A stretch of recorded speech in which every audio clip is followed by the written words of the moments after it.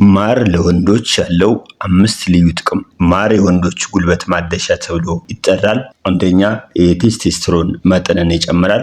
በቀን 50 ግራም ማር ለአንድ ወር የወሰደ ወንዶች የቴስቴስትሮን መጠናቸው በከፍተኛ ሁኔታ ይጨምራል። ሁለተኛ የዘር ፍሬን ጤናን ይጠብቃል። ጭንቀትና ከባድ ስፖርት የዘር ፍሬን ሊጎዱ ይችላሉ። ማር ውስጥ ያለው ጸረ ኦክሲደንት ይህን ጉዳት ይከላከላል። የዘር ፍሬ ብዛትንና እንቅስቃሴን ያሻሽላል። ሶስተኛ የስነ ተዋልዶ አካላትንና የደም ዝውውርን ያሻሽላል። አራተኛ ንጹህና ዘላቂ ኃይል ይሰጣል። ወንዶች ለስራና ለስፖርት ዘላቂ ኃይል ይፈልጋሉ። ማር ውስጥ ያለው የካርቦሃይድሬት ውህደት ያለ ድካም ቀኑን ሙሉ ንቁ ሆነው እንዲውሉ ያደርጋቸዋል። አምስተኛ የወሲብ ፍላጎትን ይደግፋል።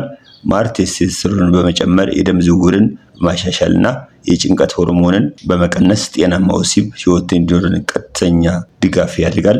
ለወንዶች ማር ጣፋጭ ነገር ብቻ ሳይሆን ለሆርሞን፣ ለስነ ተዋልዶ፣ ለጉልበት፣ ለጤና የሚጠቅም ስልታዊ መድኃኒት ነው። በቀን 1 ማንኪያ ንጹህ ማር መውሰድ ለሰውነት በጣም የሚያስፈልግ ድጋፍ ይሰጣል።